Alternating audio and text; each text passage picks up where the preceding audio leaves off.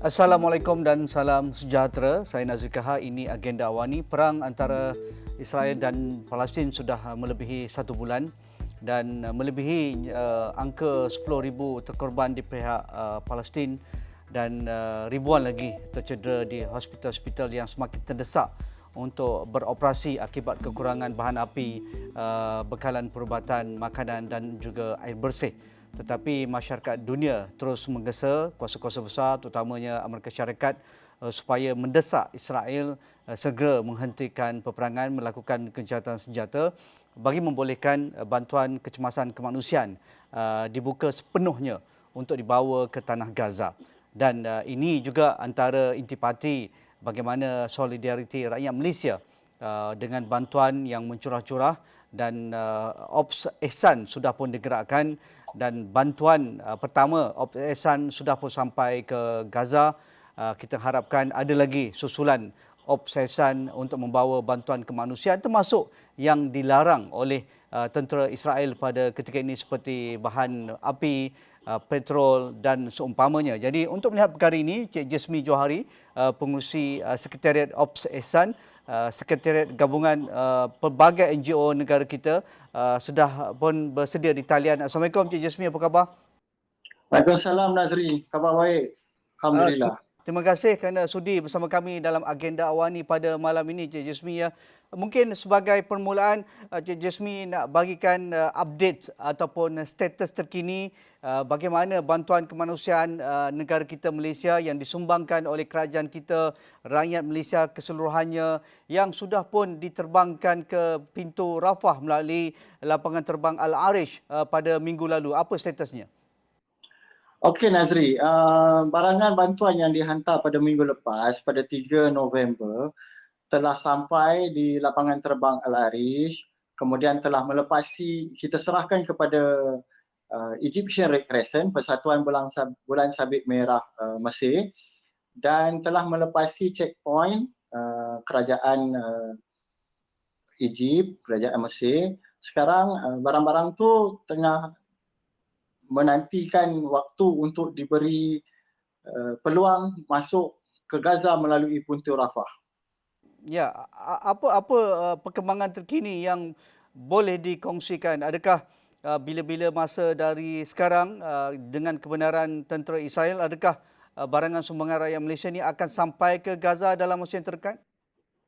Ya, kami menjangkakan insya-Allah dalam masa terdekat sebab antara barangan yang kita hantar ni adalah barangan yang telah dipersetujui dan diketahui oleh kerajaan Mesir dan telah dihantar keseluruhan senarai barangan secara terperinci sebelum kita hantar melalui pesawat ke Al-Arish dan diluluskan oleh kerajaan Mesir. Kemudian setelah diketahui oleh kerajaan Mesir apa isi kandungan dia, juga telah diperiksa kembali oleh pihak berkuasa Mesir sendiri, dan kita mengharapkan bila sebaik saja ada kebenaran untuk konvoi-konvoi bantuan ni, jadi barang kita adalah antara barang yang dilepaskan bersama-sama dengan truk-truk konvoi ini, Ya, melepasi pintu Rafah. nampaknya antara bantuan kemanusiaan yang terawal dari negara luar yang sampai ke pintu Rafah yang dibenarkan oleh kerajaan Mesir. Jadi apa sebenarnya di sebalik tabir yang menyebabkan sumbangan rakyat kita melalui Ops Ehsan ni nampaknya segera diberikan clearance oleh kerajaan Mesir? Ya Nazri, ini hasil daripada diplomasi Perdana Menteri kita sendiri yang telah berusaha daripada Saudi selepas mesyuarat tergempak OIC, dia segera ke Mesir dan berjumpa dengan Presiden Sisi dan memohon ataupun meminta bantuan Presiden Sisi supaya barangan bantuan kita diberi satu pelepasan khas untuk melepasi pintu Rafah. Dan Alhamdulillah setakat ni kita tengok daripada segi berapa cepatnya barang kita diuruskan oleh pihak berkuasa Mesir, saya nampak janji Presiden Sisi telah ditunaikan. Jadi mungkin Cik Jismi nak bagikan perincian apakah jenis-jenis barangan yang dibenarkan memasuki Rafah dalam fasa ketika ini dan berapa jumlahnya? Barangan kita sendiri adalah terdiri daripada 20 tan, 75% barangan itu adalah terdiri daripada ubat-ubatan, barang-barang medical, keperluan hospital seperti IV drip, consumable hospital, protective gown, gloves dan stretcher, kerusi roda dan sebahagian daripada 25% lebih barang-barang tu pula terdiri daripada um, makanan bayi, susu, formula dan keperluan harian untuk orang ramai. Ya, itu senarai yang sememangnya diperlukan amat terdesak oleh penduduk di Gaza akibat sekatan penuh yang dilakukan oleh rejim Zionis. Tetapi adakah pihak Ops Ehsan juga bersedia untuk membawa lebih banyak barangan bantuan kemanusiaan yang belum disenaraikan dibolehkan memasuki Rafah jika dibenarkan bila-bila masa saja dari sekarang? Kita kena menyusun strategi supaya barangan kita dimudahkan clearance dia daripada segi penguatkuasaan. Jadi barangan-barangan buat masa ini kita cuma akan menghantar barangan-barangan yang tidak ditolak ataupun dimusnahkan oleh pihak berkuasa. Jadi seterusnya kami akan sentiasa fokus kepada barangan keperluan harian sebab seperti mana kita semua tahu pembantaian, pengeboman daripada rejim Zionis amatlah hebat di Gaza sekarang ni. Betul. Keperluan amatlah tinggi daripada segi pertama sekali kita kena tengok adalah barangan perubatan dan juga makanan. Yang tu paling penting sekali. Kita rasa untuk emergency relief, bila kita panggil emergency relief ni, itu adalah barang-barang keperluan utama lah. Ya, bagaimana kerjasama yang diberikan oleh rakan strategik Malaysia dan juga gabungan NGO ini iaitu Bulan Sabit Merah Mesir? Bulan Sabit Merah Mesir dan Kerajaan Mesir memberi kerjasama yang amat baik sekali. Ingin saya sampaikan di sini, kelulusan yang kita mohon untuk menghantar barang ni, kita dapat kelulusan dalam masa 36 jam sahaja. Berbanding dengan negara-negara lain yang mendapat kelulusan dalam masa 3 ke 5 hari. Ini antara yang saya nak tekankan adalah cara diplomasi yang digunakan oleh Kerajaan Malaysia bersama-sama dengan Kerajaan Mesir untuk mendapatkan kelulusan yang amat laju. Ya. Kita dapat maklum juga dari laporan media ada sebahagian konvoi, terutamanya konvoi yang dibawakan oleh ICRC International ataupun Bulan Sabit Merah dan juga Palang Merah Antarabangsa diserang oleh serangan udara Zionis Israel menyebabkan beberapa terak hancur barangan mereka dan ada yang tercedera di kalangan pemandu terak. Jadi adakah itu juga diambil kira oleh konvoi barangan Malaysia dengan kerjasama pihak Mesir dan juga Palang Merah Mesir? Ya, itu kita memang kita ambil berat berkenaan perkara ni. Seperti yang saya nak maklumkan kepada Nazri ni, Mesir tak pernah tutup pintu Rafah. Ya. Dan di sebelah Palestin juga pintu Rafah tak pernah tutup. Tetapi ugutan daripada rejim Zionis, sekiranya ada barangan ataupun konvoi yang melepasi pintu Rafah yang tidak mendapat kelulusan ataupun tidak diberi pemakluman kepada mereka, jadi mereka akan mengebom. Itu adalah salah satu daripada ugutan lah untuk menunjukkan yang mereka serius berkenaan perkara ini. Kemudian satu lagi ingin saya tekankan, ada sekumpulan pesakit yang dibawa dengan ambulan yang cuba melepasi pintu Rafah juga dibom oleh rejim Zionis. So betullah untuk tunjukkan kepada kita, kepada dunia betapa kejamnya diorang ke atas orang-orang Palestin ni. Ada keadaan di mana pada beberapa hari lepas beberapa ambulan telah melepasi pintu Rafah untuk membawa pesakit-pesakit untuk mendapat rawatan di Mesir, iaitu di beberapa hospital di Kahirah. Kemudiannya bila ambulan ni ingin kembali masuk ke Gaza, ambulan-ambulan ni bersama pemandu-pemandunya tidak dibenarkan masuk kembali. Jadi itu antara benda-benda yang kita memang apa ni perlu beri perhatian dan beri pengamatan dalam menghantar misi-misi bantuan ke Gaza pada kali ini. Ya, antara barang keperluan yang amat mendesak adalah bahan api. Kerana bekalan elektrik diputus sepenuhnya oleh rejim Zionis. Begitu juga dengan bekalan air bersih. Kalau kita lihat di semua hospital di Gaza, nampaknya ini antara keperluan yang amat mendesak untuk memberikan bekalan elektrik kepada setiap hospital dan juga untuk merawat pesakit. Jadi kita boleh bayangkan kalau bekalan petrol ataupun diesel yang menjana jana kuasa sementara, mereka itu kehabisan bahan api. Kita boleh jangkakan dahlah yang terkorban tu tinggi, tetapi yang ribuan lagi yang tercedera, yang perlukan rawatan dan juga bilik pembedahan dan sebagainya memerlukan tenaga elektrik, pastinya akan terkesan dan kita yakin akan lebih banyak korban jika bahan api terputus. Jadi adakah ini juga antara keperluan yang didesak oleh masyarakat antarabangsa supaya Israel benarkan masuk, dan adakah Ops Ehsan dengan tekanan diplomatik dan juga rundingan-rundingan yang dilakukan oleh pihak kerajaan bersama kuasa-kuasa yang melihat isu ini suatu yang mendesak, adakah ini satu keperluan yang wajib dibenarkan walaupun alasan Zionis mereka tidak mahu bahan api ini jatuh ke tangan Hamas, mungkin akan menyerang mereka dan sebagainya. Jadi mengapa ini perlu diberikan satu keperluan utama dibenarkan masuk di pintu Rafah? Ya, Nazri, benda ni memang menjadi satu kerisauan kepada kita sekarang ni. Kebanyakan hospital juga tidak beroperasi akibat dibom, dan seperti Nazri cakap, penggunaan bahan api adalah untuk generator-generator untuk hospital-hospital yang menggunakan petrol, bahan api seperti petrol. Jadi memang keperluan pada masa yang terdekat ni kita nampak akan menjadi mendesak.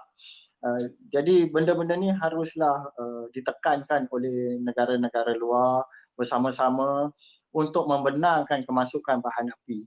Dan terdapat beberapa cara yang boleh dilakukan dengan kemasukan bahan api ni agar menjadi garanti yang benda ni adalah digunakan oleh hospital. Ia boleh disupervise atau diselia oleh badan-badan NGO yang berada di dalam Gaza.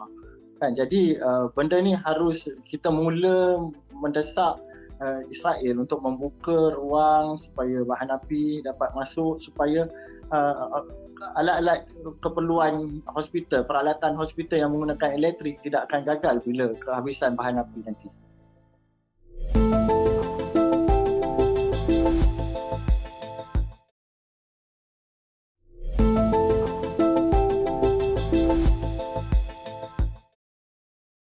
Cik Jismi, kita tahu juga rakyat Malaysia sentiasa melakukan solidariti dalam pelbagai bentuk yang mampu menggunakan wang ringgit dan juga barangan keperluan yang disumbangkan. Kita lihat itu berpuluh-puluh tan sudah pun disumbangkan. Begitu juga melalui solidariti di sosial media dan cara perayaan ataupun kegiatan agama masing-masing. Tetapi kita tahu juga perang ini yang diungkapkan oleh Menteri Pertahanan mereka dan juga Perdana Menteri Netanyahu itu agak angkuh. Mereka tidak akan berhenti walaupun desakan dunia termasuk rakan mereka sendiri, Amerika Syarikat, mahukan kejahatan senjata segera untuk membolehkan bantuan kecemasan diberikan kepada Gaza. Adakah kita sudah bersedia? Adakah pihak Ops Ehsan dan juga rakan-rakan NGO kita ini bersedia untuk membawa barangan seterusnya dalam fasa-fasa seterusnya? Ya, Nazri, perang kali ini di Gaza adalah satu perang yang tidak sama sekali dengan perang-perang sebelum ni. Kita tengok pengeboman yang dahsyat ke atas Gaza dan tidak menampakkan yang rejim Zionis akan berhenti mengebom rakyat Gaza. Tambah mereka yang menunggu di luar hospital pun dibom oleh rejim Zionis ni. Jadi Ops Ehsan dalam fasa-fasa seterusnya pada 10 hari bulan ni, kita kehadapan 10 hari bulan pada hari Jumaat ni kita akan hantar fasa kedua seberat 20 tan melalui pesawat melalui proses yang sama ke Al-Arish dan melalui pintu Rafah masuk ke Gaza. Ya. Ini adalah penghantaran kedua melalui udara. Selain daripada itu, kita pula bersedia untuk penghantaran daripada Kairo sendiri, daripada Kahirah, Mm. barangan yang kita boleh dapat di Kahirah dan boleh dihantar ke Gaza dengan harga yang lebih murah daripada kita nak hantar daripada sini. Betul. Seperti tepung, minyak masak, barangan keperluan harian, makanan harian. Kemudian selepas fasa ini dan penghantaran barang daripada Kahirah, kami juga merancang untuk menghantar melalui jalan laut, melalui kontena-kontena jalan laut. Setelah terima kasih kepada rakan-rakan media, setelah diwar-warkan Op Ehsan ni di media dan di mana-mana, kami mendapat sumbangan ataupun komitmen sumbangan daripada pengilang-pengilang syarikat-syarikat di Malaysia yang bertalu-talu menelpon untuk menyumbang barangan untuk dihantar ke Gaza. Jadi kita juga memberi peluang kepada syarikat-syarikat tempatan, pengilang-pengilang tempatan untuk bersama-sama dengan kita untuk menghantar barangan keperluan ke Gaza. Alhamdulillah. Tetapi dalam keadaan kecemasan ini pastinya antara perkara yang mendesak ataupun perkara yang amat perlu ketika ini adalah merawat mereka yang tercedera ataupun membawa keluar seramai mungkin yang berada di hospital yang tidak mendapat rawatan ataupun perkhidmatan yang sewajarnya kerana kekurangan bekalan, ubat-ubatan dan juga alat-alatan yang perlu itu. Adakah pihak Ops Ehsan bercadang kita membuka hospital lapangan ataupun field hospital mungkin di sekitar Al-Arish ataupun di sekitar pintu Rafah itu, atau ada cadangan lain bagaimana? Ya, Nazri, perancangan telah dibuat di bawah kluster medical, kluster perubatan, health and medical, di bawah Op Ehsan untuk menghantar doktor-doktor dan menyiapkan sekiranya perlu hospital medan di kawasan Al-Arish.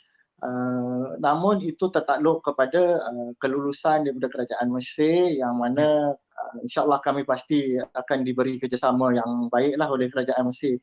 Dan juga kita akan umumkan dalam masa terdekat berkenaan dengan pergerakan ini kepada orang ramai, sebab pergerakan orang ramai daripada orang awam khususnya orang luar negara orang luar daripada Mesir untuk memasuki kawasan Sinai adalah amat-amat terhad.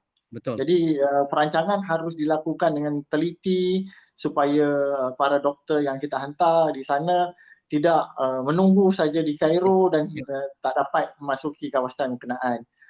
Berbalik kepada pesakit-pesakit yang dibawa keluar daripada Gaza, terdapat satu orang kata kerisauan daripada orang-orang Gaza ni bila mereka dibawa keluar daripada Gaza, dihantar mungkin ke Mesir ataupun negara ketiga yang sanggup merawat mereka, kemungkinan mereka tidak dapat kembali ke Gaza lagi. Betul. Ini antara kerisauan mereka lah. Jadi mereka ni lebih selesa walaupun tengah sakit dan serba kekurangan daripada segi bantuan perubatan, masih lagi nak tunggu di Gaza. Ya, kita tahu dari pusingan peperangan sejak sekian lama antara Israel dan juga Palestin ini, Israel akan hanya menghentikan peperangan bila mereka rasakan mereka akan kalah. Mereka tidak akan dapat menempa lagi kejayaan dalam serangan-serangan mereka. Dan kita jangkakan itu akan berlaku juga walaupun tekad mereka untuk menghancurkan Gaza, menakluki Gaza dan menghapuskan Hamas. Itu tekad mereka. Tetapi kita tahu bukan semudah itu.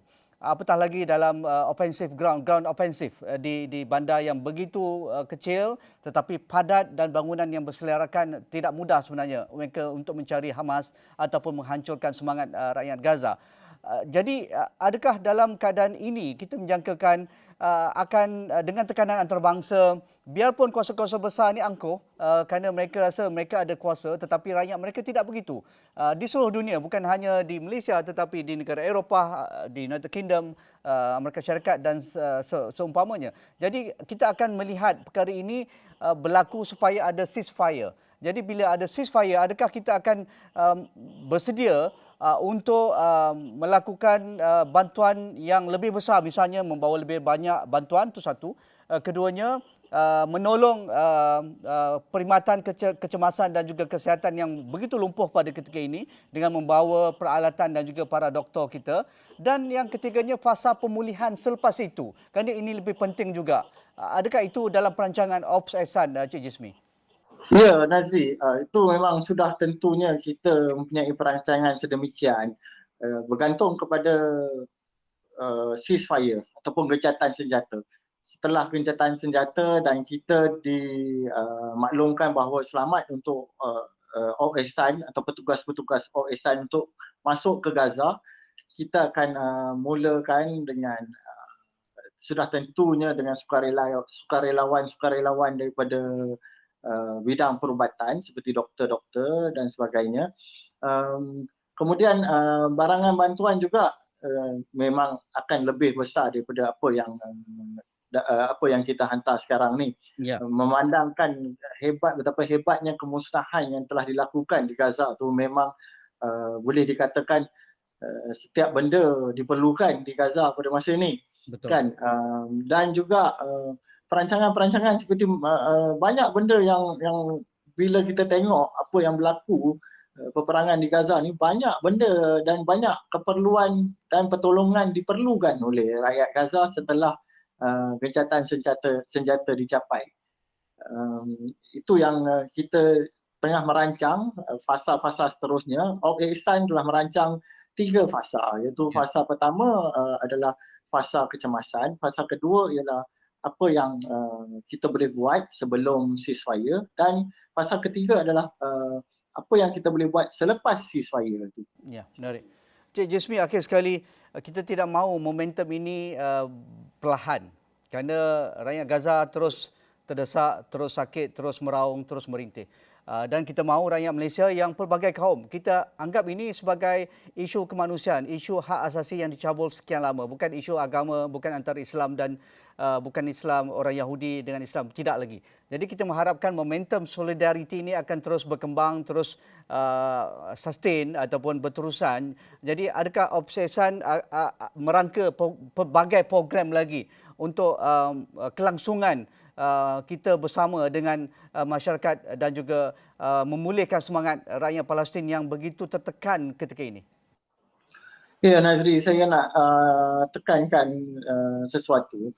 Ops Ehsan ni adalah pertama kalinya kita dapat gabungkan keseluruhan 50 NGO di bawah satu inisiatif, di mana setiap NGO mempunyai bidang kepakaran masing-masing. Betul. Selain daripada perubatan, kita ada juga NGO-NGO yang memang pakar dalam bidang advokasi. Jadi kita akan tengok NGO-NGO dalam bidang advokasi juga akan memainkan peranan memberi maklumat dan memberi naratif sebenarnya apa itu perjuangan Palestin. Seperti yang saya baru saja berbincang dengan rakan-rakan daripada advokasi, kita nak engagement. Kita nak engagement dengan lebih ramai orang untuk terlibat dan faham kenapa kita menyokong Palestin. Kita nak tengok yang macam Nazri cakap, saya setuju, benda ni bukan berkenaan agama, bukan berkenaan dengan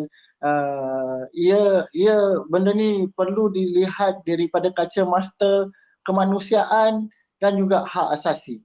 Jadi ini kita perlu educate kan, kita perlu beri penerangan kepada rakan-rakan kita yang belum faham kenapa kita menyokong Palestin. Menarik, dan itu sedang bergerak di seluruh dunia, Cik Jazmi. Bukan hanya di Malaysia, malah rally mereka lebih besar berbanding negara kita, tetapi itu bukan ukuran utama. Apa juga cara solidariti itu adalah yang terbaik, dan yang tidak baik itu adalah kita tidak bersama dengan gerakan ini, kerana dunia sedar bahawa kepura-puraan kuasa besar dan juga tipu helah Zionis itu sudah terbongkar satu persatu dengan kekuatan masyarakat antarabangsa, advokasi badan sivil antarabangsa, dan juga isu hak asasi yang jelas dicabuli dari segenap aspek undang-undang yang dilakukan ataupun yang dicipta oleh manusia itu sendiri. Terima kasih Cik Jismi Johari, pengurusi Sekretariat Ops Ehsan, dan juga kita akan berinteraksi lagi Cik Jismi kalau ada kemas kini yang terbaru berkaitan dengan sumbangan rakyat Malaysia ke Gaza dan juga apa program-program yang sedang dirangkakan untuk masa-masa yang terdekat ini.